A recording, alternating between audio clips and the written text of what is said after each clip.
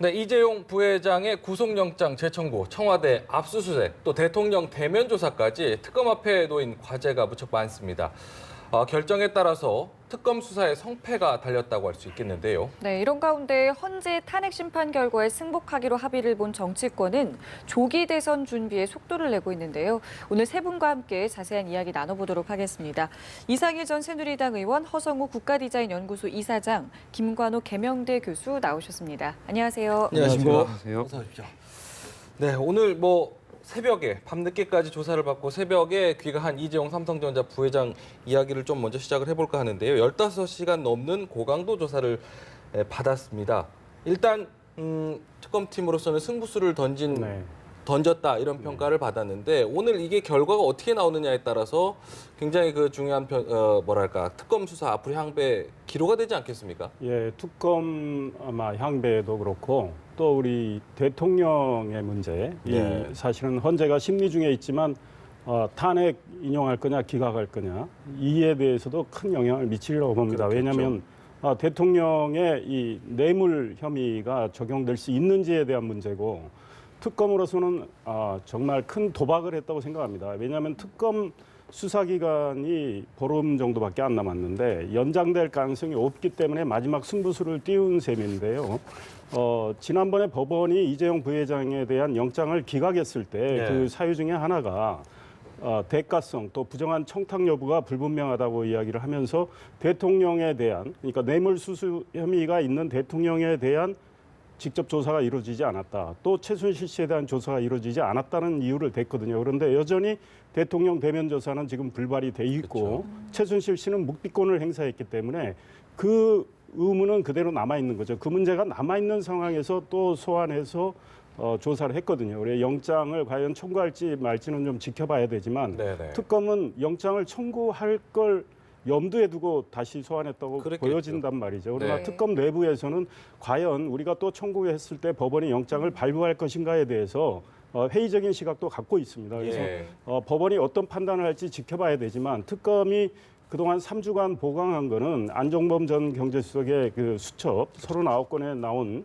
거기에서 몇 가지 정황 증거를 발견했다는 거 아니겠습니까? 네. 삼성 SDI가 그 삼성물산 과 제일모직 합병에 따른 순환 출자 고리를 해소하기 위해서 보유하고 있는 1,000만 주의 그 삼성물산 주식 이거를 500만 주로 깎아서 처분하도록 결국은 청와대가 압력을 행사했다는 이 문제. 네. 그다음에 금융지주 회사 설립 문제. 이거는 삼성에 매우 유리한 상황인데 이거와 관련해서 또 역시 대통령과 이재용 부회장의 지난해 2월 15일 날 독대 때 이 문제가 거론이 됐다. 결국은 이재용 부회장의 지배력을 강화해 주기 위해서 금융지주회사 설립 문제가 논의됐다라는 그 안종범 수첩의 그 정황 증거. 이걸 과연 법원이 인정할지에 대해서는 잘 모르겠습니다. 이제 네. 지켜봐야 되겠죠. 그렇군요. 기각이 되면 결국에 특검도 굉장히 좀 타격을 입을 거기 때문에 이 재청구 여부에 관심이 모아지는데 어떻게 좀 보고 그렇죠. 계세요? 특검의 고민이 굉장히 깊은 거죠. 만약에 이것이 기각이 되면 사실상 동력이 완전히 빠져나가게 됩니다. 특히나 이제 한 15일뿐이 안 남은 상황이기 때문에 그렇죠. 뭔가 더 깊은 수사를 하기에 굉장히 어려운 상황이 빚어지는 거죠. 네. 그래서 아마 재청구에 굉장히 고심할 텐데 어제 이렇게 이재용 부회장을 전면적으로 부르고 많은 사람들 한꺼번에 부르는 거는 그만큼 뭔가 준비가 돼 있다. 그리고 재청구에 대한 의지가 그 안에 내포돼 있다라고 저는 개인적으로 보는데요. 네네. 지금 말씀하신 대로 여러 가지 정황 증거들이 이제 나온 거죠. 특히나 그 공정거래위원회 서기관의 어떤 메모 하나가 위원장이 뭔가를 1,000만 주로 결정을 했는데 그거를 부위원장이 뒤엎는다. 네네. 이제 그 부분은 굉장히 이제 중요한 하나의 어떤 우리가 통상 공무원들이 하지 못하는 그런 부분의 것들이기 때문에 굉장히 중요한 증거로 보는 것이고요. 그다음에 네. 말씀하신 대로 39개 수첩에서 그거를 지원하는, 서포트하는 그런 자료들이 같이 나왔기 때문에 상당히 이제 이번에는 증거를 갖고서 그리고 또 한 가지가 아까 말씀하신 대로 제일 중요한 거는 박 대통령이 지금 조사가 안 돼 있는 그 부분이 법원에서 기각했던 부분을 충족하지 못한 거 아니냐 일차 때 그런 그랬죠. 지적을 받을 수 있는데 네네. 문제는 뭐냐면 대면 조사를 사실상 박 대통령이 납득하지 못하는 납득하기 어려운 이유로 지금 거부를 하고 있는 거거든요. 예, 예. 다시 얘기하면 법원도 그 부분에 대해서는 감안할 것이다. 네. 따라서 그거 외의 것들은 전반적으로 보완을 해서 네. 요번에 아마 재청구하지 않을까 그렇게 생각을 합니다. 법원이 감안을 할까요? 결과 어떻게 좀 전망하고 계세요? 저는 법원이 이번에도 기각할 가능성이 높다. 왜냐하면은 사실은 제가 이제 호랑이 이야기를 좀 드리면요. 포수가 호랑이를 잡을 적에 사실은 딱 한 방에 호랑이를 제압을 하지 못하면은 사실 포수가 위험해집니다. 그래서 포수라는 것은 굉장히 냉정하고 그리고 아주 침착합니다. 그래서 그 한 방을 노리기 위해서 온 힘을 집중을 하는데 네네. 사실 이번 특검이 굉장히 열심히 했습니다만은 좀 서두른다는 느낌이 들고요. 그 서두른다는 느낌이 뭐냐면은 특검이 좀 무리한 수사를 하고 또 저인망 수사를 하기도 하고 또는 끼워 맞추기 수사를 한다. 이런 얘기들이 상당히 많았지 않습니까? 그런데 네네. 어쨌든 1차 사실 이재용 부회장을 1차 구속영장 신청할 적에 사실 다툼이 있다 하는 부분은 어떻게 보면은 그 통치행위하고 제3자 뇌물죄가 사실 제대로 이게 해석에 그러니까 좀 논란의 여지가 있다, 다툼의 여지가 있다 이렇게 해서 사실 기각된 걸로 물론 뭐 수사 기록을 제가 다 보지는 않았습니다만 되는데 이번 같은 경우는 우리 이 의원님께서 말씀하신 대로 이 합병 후에 지배 구조와 관련해서 사실 그 청와대가 공정위를 통해서 압박을 넣어서 사실 지배 구조를 좀 그 삼성이 유리하도록 만들었지 않았나 이 부분을 이제 다시 또 갖다 붙인 거거든요. 이러다 보니까 사실 어떻게 보면은 조금 이 부분도 상당히 논란이 있다. 왜냐하면은 이 삼성에서도 이 부분에 대해서는 굉장히 적극적으로 지금 대응을 하고 있거든요. 네. 이렇기 때문에 이번에 만약에 뭐 법원의 그 결과는 좀 알 수는 없습니다만은 네. 속단할 수 없습니다만은 정말로 이번에 만약에 또 기각이 된다면은 특검의 어떤 기로에 서를 수밖에 없다. 왜냐하면은 특검은 이렇게 되면은 이제는 대통령 대면 조사마저도 하기 힘들게 된다. 네. 이렇게 되고 결국은 이 포수의 입장이 굉장히 난감한 상황으로 갈 수밖에 없기 때문에 앞으로 헌재도 이 부분은 상당히 영향을 미칠 가능성이 있다. 네. 이렇게 봅니다.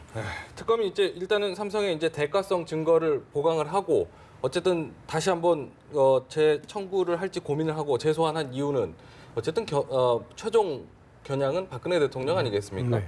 여러 가지 이제 박근혜 대통령에 대한 대면 조사 지금 말씀도 하셨는데 지금 이 부분에 대해서도 좀 불확실성이 좀 커지고 있는 상황이에요. 어떻게 예, 전망을 뭐 할 수 저는 있을까요? 특검 수사 기간이 연장되지 않을 걸로 생각을 합니다. 네. 왜냐하면 황교안 대행 입장에서는 만약에 수사 기간을 연장을 했을 때 네. 그리고 또 헌법재판소 판단이 3월 13일쯤 나왔을 때 그리고 탄핵이 인용돼서 대통령을 파면했을 때 네. 결국은 대통령의 어떤 인신 구속 문제가 핵심으로 부각이 될 텐데 그거는 특검의 손에 맡겨진단 말이죠. 그러니까 한교안 대행은 특검 수사 기간을 연장 안 할 걸로 봐요. 그렇기 때문에 특검은 지금 보름밖에 수사 기간이 안 남았기 때문에 좀 무리수를 두는 측면도 있어 보여요. 그렇기 때문에 지금 대통령 대면 조사는 한 번은 해야 되는데 네.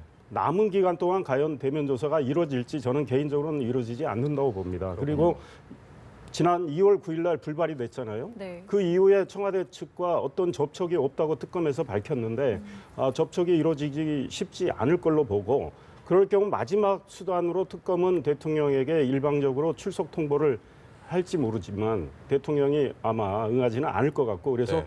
결국은 대면 조사가 이루어지지 않은 채 특검이 끝날 것 같아요. 네. 그랬을 때 결국은 대통령 뇌물수수 혐의를 정말 기소를 할 때 예. 조사를 하지 않은 상황에서 제대로 적시할 수 있느냐의 문제가 여전히 남게 되는데 특검의 고민이 클 것 같아요. 일단은 대통령으로서는 본인 스스로가 약속했던 검찰 조사 또는 특검 수사에 응하겠다 했던 약속들을 모두 그러면은 안 지키게 되는 모양이 되겠네요. 그럴 가능성이 매우 높은 것 같습니다. 지금 검찰하고도 뭐 조사 다 응하겠다. 특검은 몇 차례나 걸쳐서 조사에 응하겠다 얘기했어요. 네. 근데 지금까지 안 하고 있는 거죠. 네.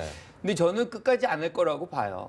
기본적으로 인식이 거기에 그럼 참 저는 궁금한 게요. 애초부터 끝까지 안 할 생각이었을까요? 아니면 중간에 변수 때문에 자꾸 저는 애초부터 안 할 것이었다. 왜냐하면 거기에 뭐라고 써있냐면 피의자 신분이라고 적혀 있어요. 예. 그걸 못 받아들이는 거예요. 그렇기 때문에 처음부터 그럴 생각은 없었는데 이거를 계속해서 작전을 쓸 가장 좋은 카드거든요. 네네. 그러니까 할 것 안 할 것 뭐 이런 식으로 NCND로 계속 모호성을 높여가면서 이제 계속 끌어온 거 아닙니까? 네네. 그런 부분에서 이걸 활용을 하는 건데 어쨌든 지금 특검에서 가장 중요한 요소는 전 이재용 부회장의 영장건이라고 봐요.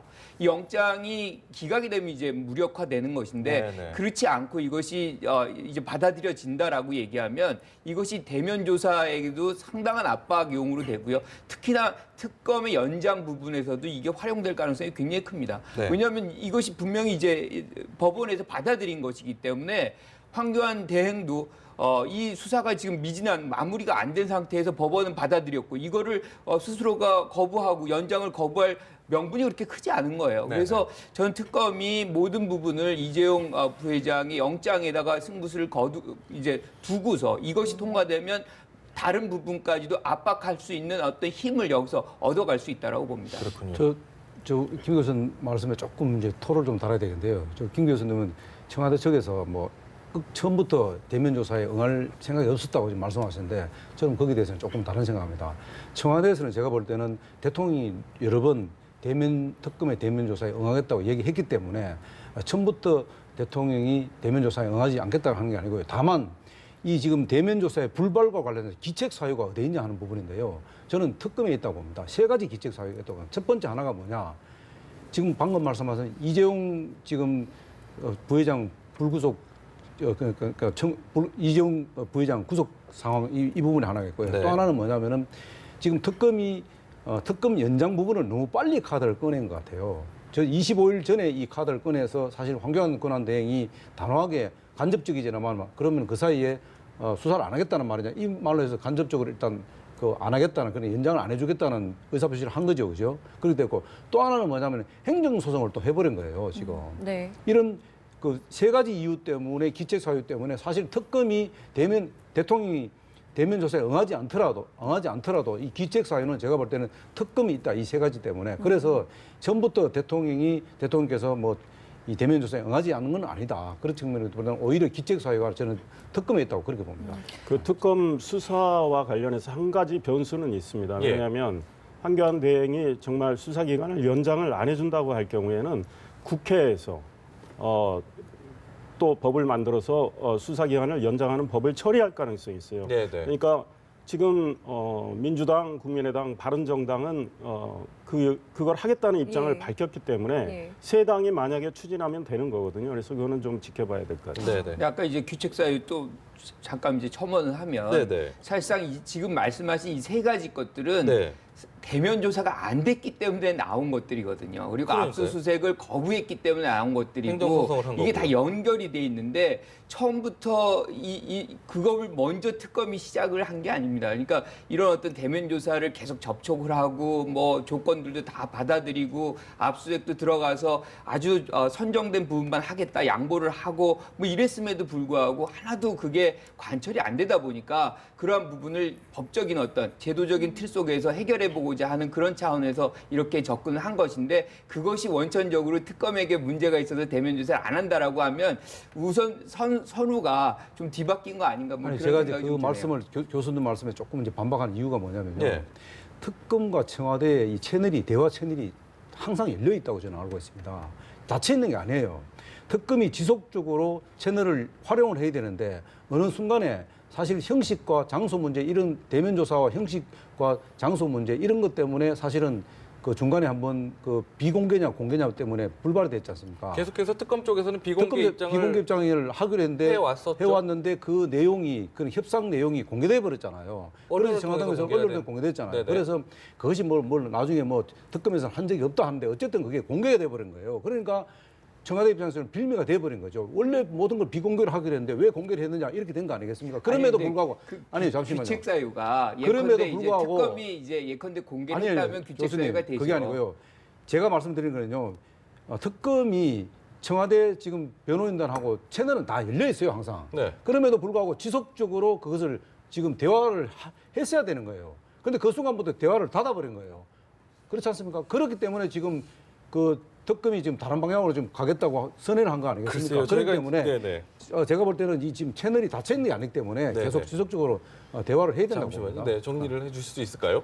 이제 귀책 사유가 어디에 있는지는 정말 객관적으로 따져봐야 되는데 네네. 그 진실은 저는 잘 모르겠어요. 네. 그러니까 2월 9일 날 대면 조사를 하기로 했잖아요. 비공개로 그렇죠. 청와대 안에서. 예. 그런데 언론을 통해서 그 날짜가 나왔기 때문에 청와대는 특검이 흘린 거라고 해서 일단 무기 연기를 해버렸는데 예. 특검은 억울하다는 거 아니겠습니까? 예, 예. 오히려 청와대 쪽에서 흘렸을 수도 있다고 주장을 하고 있잖아요. 네. 그러니까 그 사실은 이거는 확인이 안된 지켜봐야 거고요. 되는데 결과적으로 네. 국민 입장에서는 대통령 대면 조사가 이루어지질 않았단 말이죠. 그리고 특검 수사의 가장 중요한 어떤 큰 그 맥인데 그게 끊긴 상황이 됐기 때문에 국민 네. 입장에서는 매우 답답한 상황이죠. 그리고 네. 특검 수사는 저는 기간은 연장돼야 된다고 봅니다. 왜냐하면 아직도 갈 길이 멀어요. 할 게 많습니다. 정유라 씨 지금 뭐 송환 문제도 있지 않습니까? 뭐 연장한다고 해서 정유라 씨가 돌아가지고 수사를 받는다는 보장은 없지만 네네. 기존의 특검이 했던 중요한 수사의 본류와 관련해서 아직도 수사하고 확인할 게 많다는 거죠. 그렇기 때문에 사실은 특검 입장에서는 당연히 수사 기간이 연장이 돼서 좀 더 확실한 수사가 이루어져야 되고 국민들은 이 실체적 진실을 알기 위해서 그렇게 되는 게 맞아요. 그러나 지금 현실적으로 청와대는 그걸 바라지 않는 것 같고 또 한교안 대행은 대통령의 입장을 고려를 하다 보면 특검 수사 기간을 연장을 안 해줄 것 같으니 결국은 국회에서 소위 새누리당, 이제 자유한국당으로 바뀌었죠. 네. 그 당 빼고는 다 연장하자는 입장 아닙니까? 그러니까 네, 지켜봐야 되겠지만 이 문제 가지고 뭐 2월 9일 그 대통령 대면 조사가 불발된 걸 가지고 특검과 청와대가 서로 뭐 내탓하기보다는 앞으로 남은 기간이라도 대통령은 대면 조사에 응하는 게 저는 바람직하고 특검도 최대한 현직 대통령이니까 또 예우를 갖춰가면서 조사를 네, 하는 네. 게 맞겠죠. 네. 근데 이게 이제 우리가 합리적 가정을 하면 사실은 특검은 어떻게든 대면 조사를 만들어내는 게 최우선순위입니다. 그래서 많은 양보들을 하는 것이고 그거를 먼저 고지하고 어디 알릴 필요가 뭐가 있겠어요.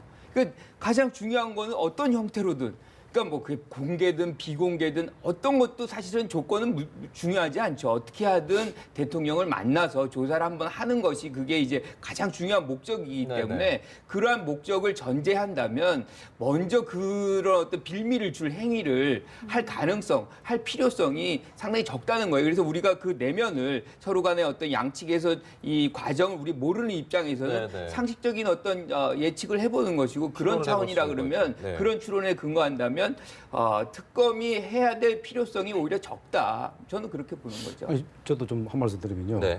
사실 그 행정소송하고 그다음에 이재용 부회장 예를 들어서 구속영장이 두 개 다 기각이 된다고 예를 들어서 두 개 모두가 그 기각이 된다고 생각하실 적에 그러면 특검이 앞으로 어떻게 되겠습니까? 특검은 손 놓고 이제는 해산해야 돼요.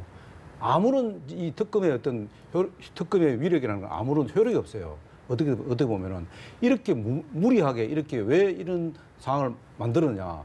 결국은 뭐냐면은 이렇게 해서 대통령을 압박해서 대면 수사를 하겠다는데 이렇게 압박해서 대면 수사를 청와대가 응하겠습니까? 절대로 안 하지만 그러면은 특검이 왜 대면 조사에 이렇게 너무 과신해 왔느냐.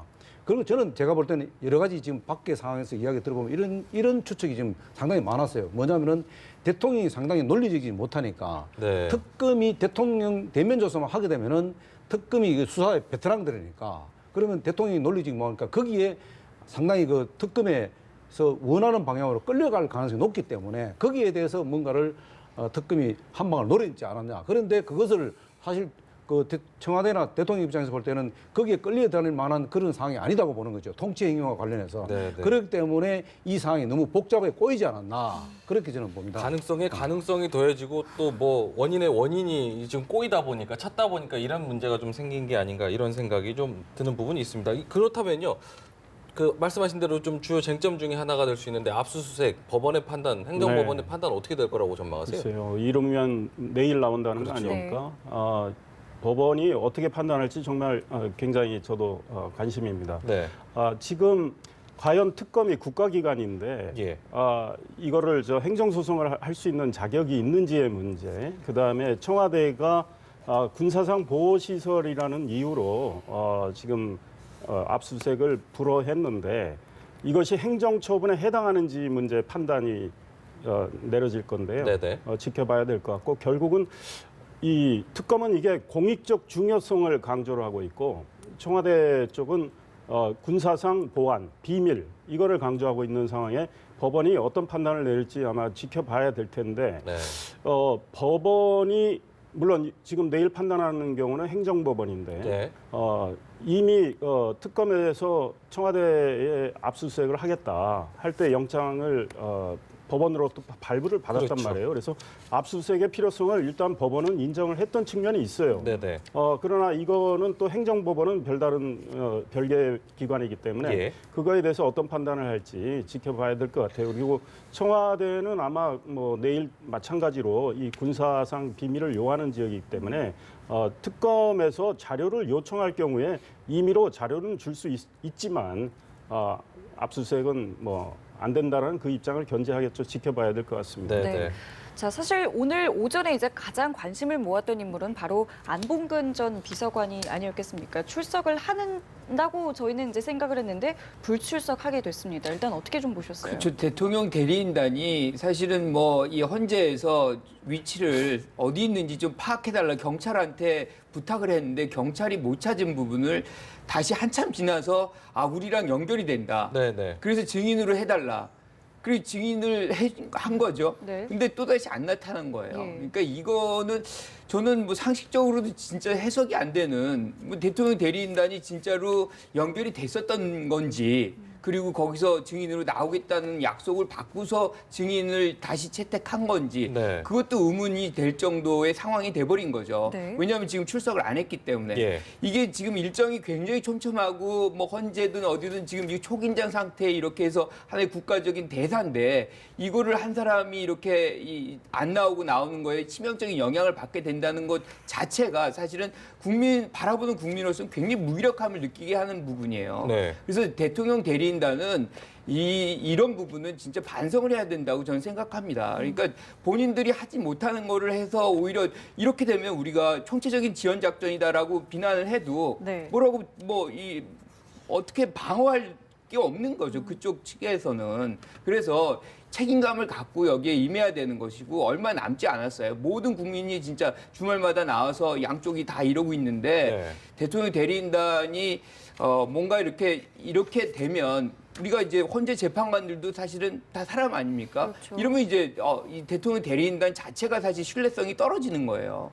그러니까 본인들에게도 도움이 안 되는 그러니까 탄핵 결정에도 오히려 도움이 안 되는 부분이기 때문에 증인이라든가 이런 거 할 때 굉장히 신중해 주길 바라는 거죠. 네, 오늘 그러니까 사실 4명의 증인들이 출석하기로 했는데 그중에 3명이 지금 불출석하는 경우거든요. 그러다 보니까 괜한 하루를 또 날리게 되는 일이 생긴 거예요. 이러다 보니까 이제 대통령 측에서 요청한 안봉근 비서관의 불출석이 또 비판에 어떤 직면하는 상황이 된 거거든요. 그렇죠. 지금 이제 뭐 일단 문건이 3연방이라 해서 뭐 정호성, 이재만, 안봉근인데 네. 사실 그 이재만, 안봉근 두 사람은 사실 행방이 소재가 불명해졌잖아요. 네네. 그런데 이제 이번에 13차 변론에서 나와서 사실 세월호 7시간에 대해서는 그래도 안봉근 그 비서관이 어느 정도 좀 이렇게 대통령을 좀 대변하는 아니면 뭐 또 다른 어떤 증언해 증언을 줄 수 있는 하든 부분이 해주는 있죠. 부분이 있기 때문에 네. 최소한 할 줄 아는 저도 그 나와서 다행이다고 생각했는데 갑자기 불출석하겠다 하니까 이것이 이제 과연 이제 탄핵 그 헌재에서 헌재에서 그 선고를 할지 뭐 기각이냐 아니면 인용이냐 하는 부분에는 큰 영향을 없겠지만은 오히려 그 탄핵을 결정하는데 기간에 대해서 조금은 오히려 변수가 될 수 있는 상황이 아니냐. 왜냐하면은 헌재에서 일단 본인이 뭐 어쨌든 불출석 사유서를 제출해서 안 하겠다 했기 때문에 그 앞으로 그러면 더 이상 증인을 채택 안 하겠다. 안봉근 이렇게 비서관은 하면, 불출석 사유서도 안 냈죠. 예, 아니 저 낸 걸로 알고 있는데 안 됐습니다. 오늘 안 낸 걸로 알고 있습니다. 그렇습니까? 오늘 내지도 않고 불출석했고요. 그렇죠. 예, 이런 그래서 헌재에서도 상황에서- 아예 증인 예. 그 취소를 해버렸습니다. 예, 그러면 다음에 이제 할 거냐 말 거냐 이 부분인데 이런 이제 부분들이 없습니다, 이제는. 예, 그러니까 이런 부분들이 헌재에서 모든 게 결정이 나버리면은 네네. 네. 앞으로 되는데 다시 또 이 부분이 이제 그 안봉근 이재만이 다시 불출석 안 하게 된다면은 뭐 문제가 없는데 또 한 번 이재만 씨 같은 경우는 한 번 남아 있잖아요. 이런 부분들이 막 받아들이게 된다면은 네. 또 그 선고의 어떤 그 선고 기일에 좀 영향을 미치지 않겠나 이런 생각을 해봅니다. 네네. 그러니까 지금 네.